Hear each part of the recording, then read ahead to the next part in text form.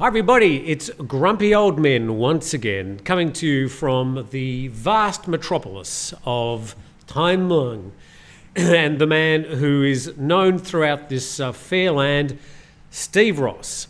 Hi. As the man who plays with dolls. No. Now, if you want to know what I'm talking about, you need to go to Steve Ross's. That's Ross with an E. R-O-S-S-E. And they're action figures. They're not dolls. Mostly Barbie dolls. No. Mostly heroes. Captain America, Hulk. They're my actors. Did you play with dolls when you were younger? I played with action figures, and I still do. I collected action figures. You know, when I worked in advertising, I used to collect fast food giveaways. Those little, in a Happy Meal toy, you get a little character of whatever Disney movie is in the theaters this week. And I filled my office, all four walls, with these little tiny figures over the course of 3 years in this advertising agency. Yeah, I like things. I like objects. I like props. That was my career, props. One thing you don't like is parents that drag their kids when they're young off on a world cruise or traveling through the jungles of Africa and basically saying, this is the opportunity of a lifetime. You'll have memories for the rest of your life. This is the best thing. Aren't we wonderful parents by dragging you around the world? You don't think so? No, that's bullshit. That's very selfish thinking. No child wants to be... Yeah, you're going to have to give Tim a little leeway here today. He is fighting his way through a head cold on a very hot day. Yeah. I traveled as a child. My mom liked to travel, and it was just the two of us, so it was relatively cheap. So I spent a lot of time as a child in airplanes and hotels and visiting temples and, you know, the floating market and feeding an elephant and shit. And no, I didn't like it. I don't think any kid does. I think the kids I see being dragged around by their parents around the world are miserable. They want to be home. They want to be in Girl Scouts. They want to be in Little League Baseball. They want to be with their friends. Nobody's friend is more important than an 8-year-old's friend. But you think there'd be some kids that, you know, they actually thrive in this sort of environment? No. Those kids would thrive at home. If they thrive, you know, being dragged around, being a piece of luggage on their parents' whirlwind tour of the world, then they would thrive at home, but they'd be happier thriving at home. I don't think any kid dreams of or aspires to being a digital nomad or any kind of nomad. Kids need stability. They need a home. They need a neighborhood. They need neighbors. They need friends. So did your mum bring you principally to Thailand? We came here for one period, 67 to 69, I think. We lived on Guam. Oh, you missed the best part of America. Yeah, well, I was too young for the draft. But I was probably 10 to 13 in those years. And at that point, we had come to Guam. And Guam was where all the American GIs came out of Vietnam to Guam to muster out for 2 weeks of R&R. So there were real cheap flights anywhere in Asia. So for those 2 years, we would spend the weekend in Tokyo, spring break in Hong Kong, Christmas break in Bangkok. And I probably came to Bangkok, I don't know, a few times when I was a kid. And do you think that's why you ended up here now? No. I ended up here now because of what happened to me in various bars on Phuket in 1988. But the fact that you ended up in Thailand generally is because you were here earlier when you were a kid? No. You could have gone anywhere else. My experience as a child left me not wanting to travel anywhere for a long time. When I was 30, I was told, I was working in the film industry, and I was told that I was no longer fun on the set. I had become tense. I had moved up to where I had positions. I was department head in the props department, set decorator, and I had a lot of responsibility. You're doing, $1 million budgets, and you're spending it 15 cents and $15 at a time. The bookkeeping alone drives you nuts. And I was told I was no longer fun on the set. I had always been famous as the guy who kept things light on the set, told jokes, did pratfalls, lightened the mood on the set. And I had become this grumpy old man at the age of 30. And I had a real severe nose candy problem. Sorry, YouTube. And we're going to get demonetized again. And I was tense and angry all the time. She said, go away. When you come back, if you're this art director who gave me a lot of work, she said, for MTV, she said, go away. When you come back, if you're nice, if you're friendly and fun again, I'll give you work. So I went on a trip. I went to Phuket for 3 months and spent 3 months in the bars and brothels and pool halls of Phuket. And after that, I came back and I lived for 7 years in Thailand. That was a motorbike. Yeah, we're right on the road here. And it's hot, and I don't have air conditioning. So we've opened up the windows on both ends and one side of the building. And it's loud. But I digress. I digress. So, Phuket, 7 years. So, yeah, I lived for 7 years on Brothels. Thailand, brothels. I wrote books about it. But it wasn't because of what I experienced as a child. I never wanted to travel, and I didn't. Between, my mom and I ended up in Iowa City, Iowa when I was in the 7th grade. In the 8th grade, it was the first time I'd been in a school for 2 years, and I said, I'm not going anywhere. I'm staying right here. So she bought a house in Iowa City, and she said, I'll stay here until you graduate from high school. But you've ended up, before you came back to Thailand, living with your mum. This trip, yeah, I spent 8 years living with my mother on this trip. Did you ever have that conversation with her saying, oh, Mum, all those days you were dragging me around the world when I was young? Long before, I think we did it via email, which is not the best way to express your displeasure with your childhood to your mother. But we did it, and her thought was still, well, I gave you opportunities that other kids could only dream of. You find me one 10-year-old out there who's dreaming of staying in the Daiichi Hotel in Tokyo for a couple nights. Find me, whoa. That one shook the whole house. Sorry. That was an amazing sneeze. That was an amazing sneeze. Let's have a talk about the comments, because you're a YouTuber now, and you're going to have to get used to people reacting to your channel. Yeah. Now, your channel's a little bit sort of left of centre. It's very entertaining, bit of fun. Mm-hmm.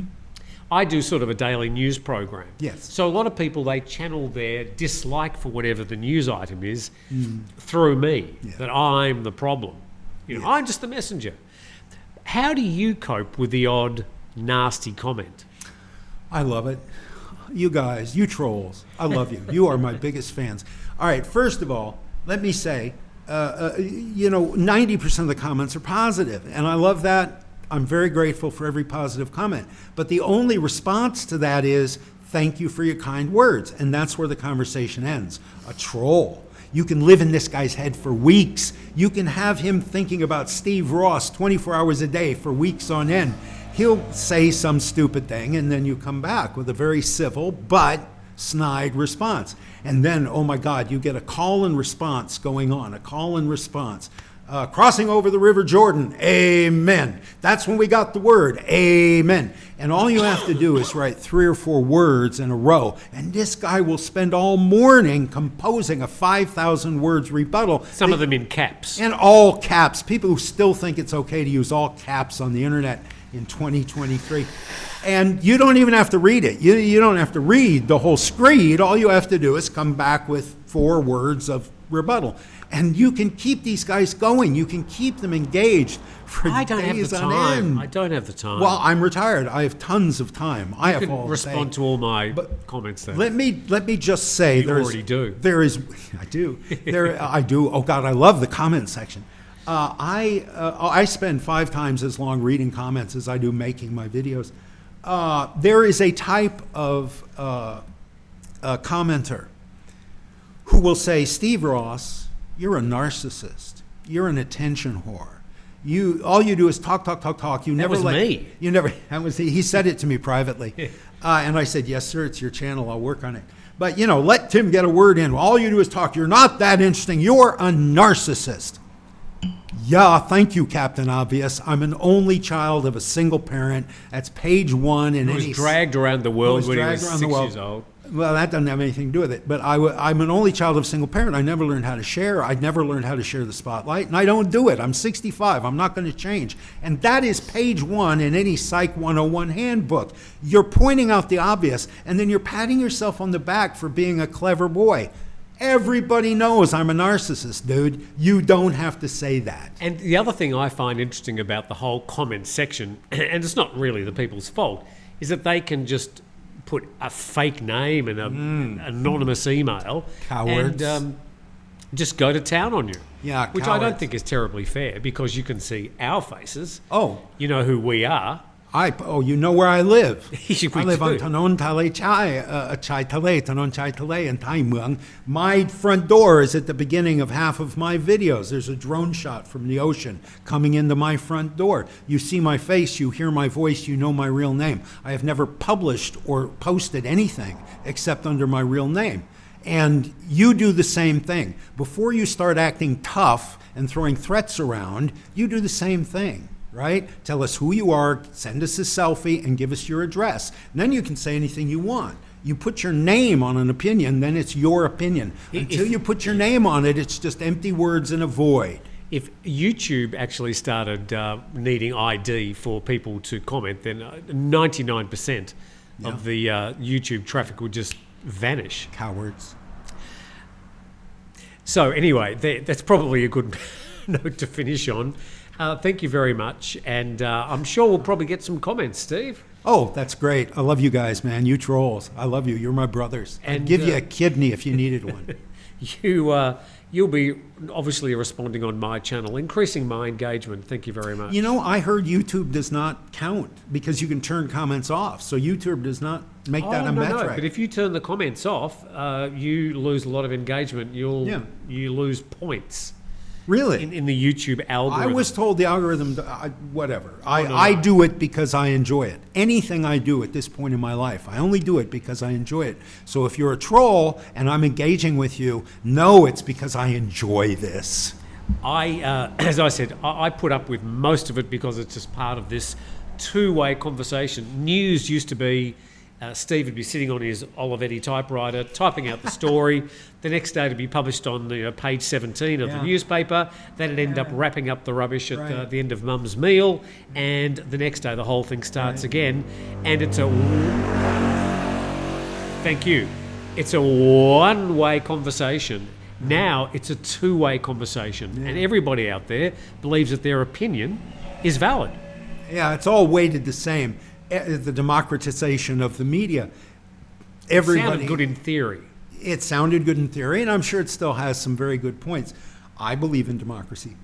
But you get a lot of people who weight their own opinions more heavily than they should be. They don't have any bona fides. They don't have any CV that says they know anything about this subject, particularly on my channel, which is very theatrical. My background's in theater and film. My degree's in theater. I built props. I managed props. That's what I'm doing now. I'm reliving the career I enjoyed in New York City in the 1980s. You got a BA in Barbie dolls. I have a BA in objects, in using objects in showbiz. So I've created a show that's like Gumby, it's like Thunderbirds, it's like Team America, it's little mannequins, in my case, cheap 20-baht Chinese toys of action figures of Captain America, the Hulk, Spider-Man, and they're in bars and go-go's and short-time hotels, sets that I have built at 1/10 scale. So this is very much in my wheelhouse. This is what I went to college to learn. Table. Sorry, it's a prop, don't touch it. Very much what I know how to do, or what I knew, 35, 40 years ago. And people will write in and say, wow, this is stupid. This is stupid. I don't want to look at dolls or whatever. Okay, you didn't write to Gumby when you were a kid, and you were sitting there all day, Howdy Doody, Kukla, Fran and Ollie, Cecil the Seasick Sea Serpent. They're all props. Team America. Team America. It's... puppet theater down here in the South used to be a huge thing. You went to a temple fair, they always had the shadow puppets. You remember the shadow puppets? Sure. I thought that was an Indonesian sort of thing. Well, it came north. It's come north. I don't think you see it in any much northern than like Hua Hin or someplace like that. But yeah, there's a history of puppet theater here in Thailand. And it continues. Pinocchio, for God's sake. And it continues through Steve's channel. I get excited. He certainly does. Thank you for being grumpy. Thank you for giving me a soapbox to stand up on and be grumpy. I very much appreciate this, Tim. And thank you for watching. Thank please you. subscribe to the channel and click the like button. Don't click the dislike button. Click the like button. That was me, dude. I'm sorry. And we'll see you again next week. Bye. Thanks, Steve.